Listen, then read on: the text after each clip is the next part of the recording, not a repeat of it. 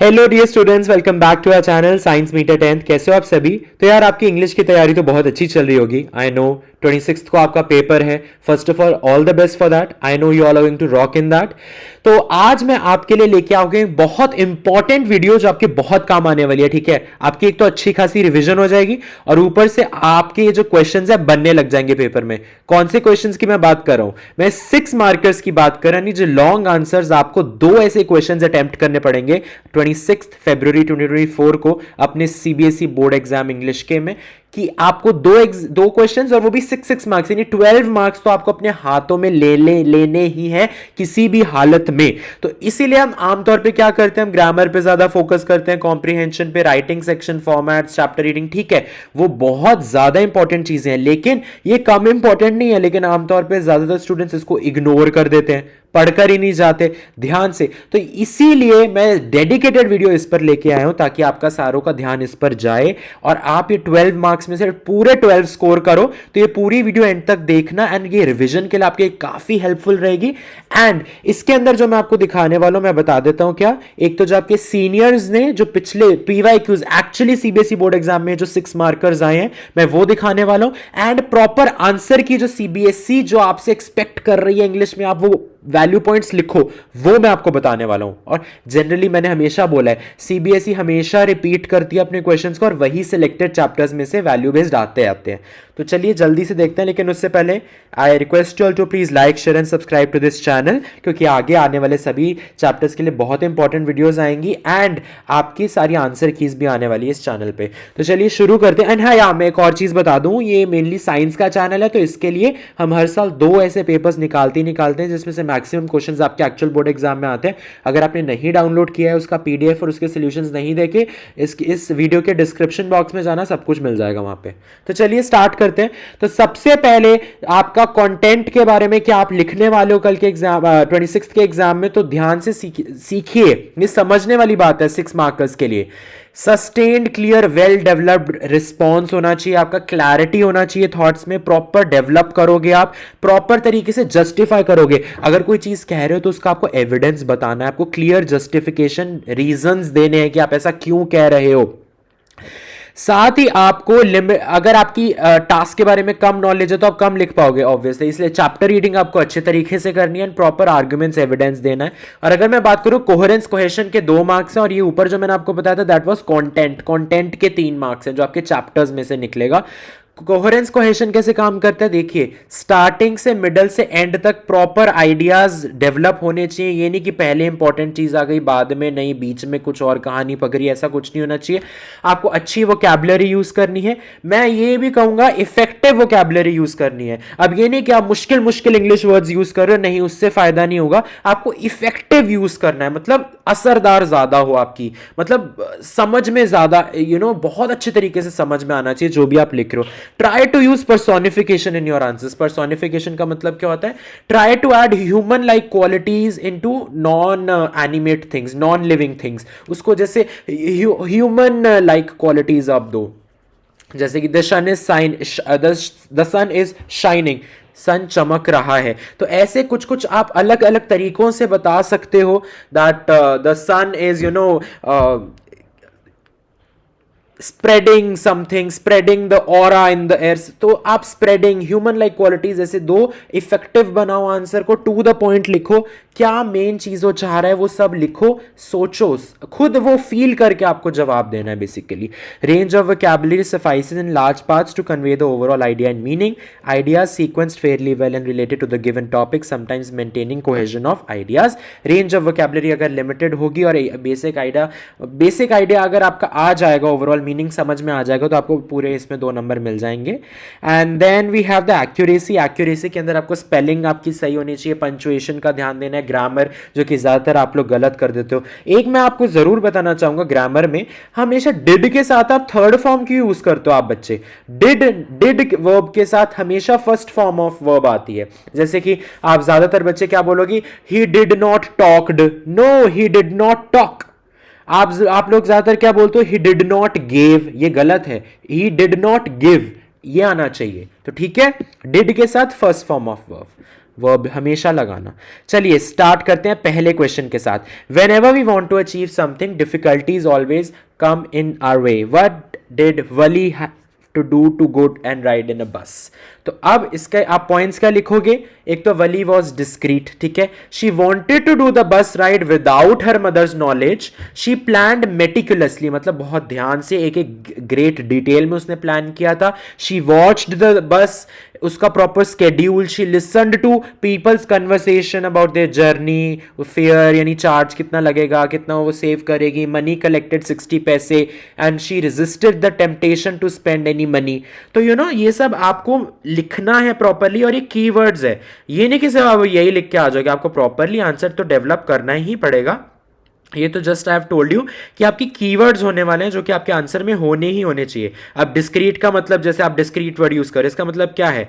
You have to be careful जो आप कह रहे हो, ठीक है, ताकि आप एम्बैरेस ना कर दो किसी को। तो बहुत ध्यान से वली ऐसे करती रहती थी। Next question, through the story of Kisa Gotami what did the Buddha try to preach to the common man. तो इस पे आप क्या लिखोगे? प्रीच करना मतलब क्या बुद्धा जी ट्राई करना चाहते थे, टीच करना आम इंसान को। तो आप इसमें क्या क्या पॉइंट्स लिखोगे? Death is common to all, सबके लिए कॉमन है death. Kisa's only son died, ठीक है, she could not accept, she asked for help, उसे वो मतलब सह नहीं पा रही थी उस दुख को। She approached Buddha, asked her to procure handful of mustard seeds, Buddha ji ने उसको कहा कि प्रोक्योर मतलब टू गेट, हैंडफुल मतलब एक मुट्ठी mustard seeds, on condition she should bring seeds from a house where no one has ever died. Could not find any such house. Disappointed, she watched the city lights flickering. She realized that death is inevitable. Death को रोका नहीं जा सकता. No one is immortal. को किसी ने अमृत नहीं पिया है। तो आप ये समझ रहे हो? तो ये पूरा मैसेज आपको लाइन बाय लाइन देखो, बीच में उसने पहले टॉपिक बताया, फिर थोड़ा बीच में स्टोरी बताई कैसे कैसे हुआ था, एविडेंसेस दिए, ऐसे आपको 6 मार्कर बिल्ड करना है। Next, education is always a great asset in the life of a woman. How did Bholi an educated girl face the challenge posed by Bishamber's greed. तो चलिए देखते हैं जल्दी से इसके आंसर में आप क्या लिखेंगे? Value points are, education give Bholi the confidence to reject the marriage on hearing demands of dowry, correct. Importance of education in one's life, the transformation, कैसे चेंज कर देती है एजुकेशन आपको, change in the quality of life, बढ़ जाती है quality of life. Bholi revived encouragement from a teacher, got good education. और बिशाम्बर के ग्रीड के बारे में आप बताओगे, भोली की हिम्मत to reject greedy demands, bold step, एक स्ट्रॉन्ग स्टेप उसने उठाया, शी वॉज वेरी कॉन्फिडेंट। तो ये सारी वर्ड्स आपके आंसर में मिलने चाहिए। इसके अलावा ऑब्वियसली आप और अपने एड ऑन कर सकते हो। Next, those who are satisfied with what they have in are happy in life, those who aspire more than what they can afford ruin their life. Matilda was one such person. If she were content with her life, मतलब जितना है उसमें खुश रहो यार, she would have led a happy life. Elaborate on the basis of the chapter the necklace. तो चलिए इसमें आप क्या क्या आंसर्स लिखेंगे, ध्यान से देखिए। Money is responsible for not only bringing happiness but also misery. Miserable मतलब तरस, ऐसी सिचुएशन आ जाए कि आपको इतना दुख हो, रिग्रेट हो, तरस खाने लगे लोग आप पे। मतलब मनी सिर्फ खुशियां नहीं लाती, दुख भी लाती है। ग्रीड, लालच बुरी भला कहते हैं ना, greed leads to destruction, destruction मतलब डिस्ट्रॉय, खत्म कर देना सब कुछ। Essential to be satisfied with one what gets. Mrs. Lozel wanted lavish life, उसे एकदम फुल ऑफ अमेनिटीज, फैसिलिटीज, ऐसी लाइफ चाहिए थी। बोरोड नेकलेस फ्रॉम फ्रेंड, उसने बोरो किया था उसको, फिर लूज कर दिया। Loisel spend all their savings and 10 years to repay the loan taken to replace the lost necklace. All this because of her over ambitious nature. कभी कभी आप ऐसे हो जाते हो कि आपके पास जो है आप उसमें ग्रैटिट्यूड नहीं फील करते, आपको और चाहिए और चाहिए, तो उसके चक्कर में सब कुछ तबाह हो जाना। ठीक है, तो चलिए नेक्स्ट क्वेश्चन की ओर बढ़ते हैं। The people and surroundings are a great book to learn from. Valli in the lesson Madam rides the bus, learns a lot from others. Mention the traits of a character which help her to learn from people and her surroundings. तो इसके अंदर आप क्या लिखेंगे? Value points are, she was curious, she watched the bus, schedule, listened to people's conversation about the journey, resourceful, she collected 30 paise, resisted temptation at the fair and during the journey, did not get tempted to go। अब देखिए, अब ये वाला जो sentence है ना, did not gate tempted, अब did not के साथ गेट आया और एक बार आपने first form of verb use कर लिया। अगर आप एक और वर्ब यूज कर रहे हो तो आप पास्ट टेंस यूज कर सकते हो, टेम्प्टेड। तो डिड के साथ फर्स्ट फॉर्म ही आया, लेकिन ये एक वर्ब दूसरा वर्ब, इस साथ ही आप तीसरा वर्ब यूज कर रहे हो, तब थर्ड वर्ब में आप पास्ट टेंस यूज कर सकते हो, बट डिड के साथ हमेशा फर्स्ट फॉर्म लगती है. Did not get tempted to go outside the bus and explore the town, and she behaved maturely, मतलब बहुत अच्छे तरीके से उसने behave किया, and focused on fulfilling her dream, अपने सपने को पूरा करने पे ध्यान दिया, and learnt about the death and its inevitability. ठीक है, चलिए अब आगे बढ़ते हैं. Mandela said people must learn to hate, and if they can learn to hate they can be taught to love. अब डिस्कस मतलब समझाओ ऐसा क्यों कहा होगा, इससे आप क्या समझते हो, क्या मीनिंग आप लेते हो, ऐसा क्यों, क्या, वो सब बताना है आपने. तो ध्यान से देखिए, Mandela refers to the apartheid policy. ठीक है, blacks subjected to oppression, blacks not allowed to discharge their obligations. Mandela believed and expressed his view that apartheid is a system based on hate. Similarly, there could be a system based on love and respect for each other. बात समझ में आई तो आपको ये सब के बारे में मेंशन करना पड़ेगा. Next, Madame Loisel's disposition invites her doom. Elucidate with reference to the text. Elucidate मतलब इसको और बड़ा कीजिए, with reference to the text मतलब जो आपने चैप्टर के अंदर पढ़ा है. तो चलिए जल्दी से इसके अंदर हम इसके वैल्यू पॉइंट्स को देखते हैं. ठीक है, डिस्पोजिशन क्या हो जाता है आपका, मतलब द नेचुरल क्वालिटीज, जैसे जो एक पर्सन के कैरेक्टर में आती हैं, या फिर आप कहो यूजुअल वे ऑफ बिहेविंग जैसी वो थी, यू नो. तो अब इसमें लिखोगे कि she longs for a life of luxury, wealth, you know, she thinks she was born to enjoy all the delicacies, facilities, amenities, and you know all of this comfort, luxury. And then borrows necklace when she gets an invitation for a party, then वो खो देती है necklace को, and then she pays heavily, and she and her husband works day and night to repay the loan. तो ये सब के बारे में आपको बताना पड़ेगा. Then they live in poverty to repay, she loses her charm, she looks old and pale now. तो ये सब आपको बताने की कैसे ट्रांसफॉर्मेशन आ गया. Next, Bholi was believed to be a dumb cow, what turned her into a fearless, bold and confident girl. तो इसके अंदर आप प्रॉपरली बताओगे सब चीजें कि कैसे भोली को स्कूल भेजा गया, क्यों भेजा गया था, विद द एम कि उसका कोई फ्यूचर ही नहीं है, लेकिन वहां पे एक टीचर के लव एंड अफेक्शन ने उसे मोल्ड किया. She became confident, bold, she developed a practical outlook and mature हुई वो. She refuse to marry lame old greedy Bishamber. तो उसे समझ में आने लगी चीजें. She actually got to know what she is doing in life, what is the purpose of her life, how she has to react, how she has to you know think, feel, वो सब उसे पता लगा वहां पे. Education is power, knowledge is confidence. Next, as ripe fruits are in danger of falling early, so mortals when born are always in danger of death. With this statement of the Buddha find out the moral values that Kisa Gotami learned after the death of a child. तो आप इसमें क्या क्या points लिखोगे. सबसे पहले Buddha sermonized किजा Gautami. sermonize मतलब प्रवचन देना. ठीक है, something in a dogmatic way, that life in this world is troubled and filled with sorrows. Okay, death inevitable है, उसे it's unavoidable, no one is immortal. Okay, everyone is mortal.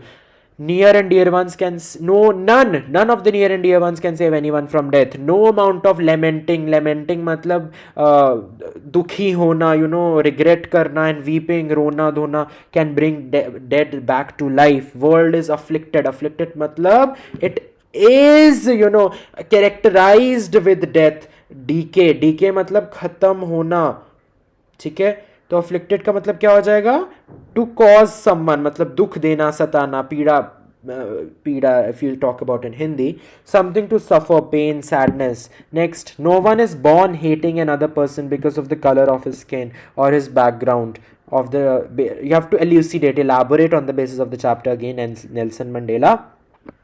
तो इसमें आपको क्या क्या बताओगे, people must learn to hate, because अगर वो हेट कर सकेंगे then they can be taught to love, तब उन्हें प्यार करना सिखाया जा सकता है. क्योंकि जैसे हेट आपके अंदर से निकलती है वैसे लव भी नेचुरली आपकी ह्यूमन हार्ट से आना चाहिए. One must see humanity. हम कहते हैं ना, इंसानियत कहाँ गई, humanity. Goodness is a flame that can be hidden but never extinguish.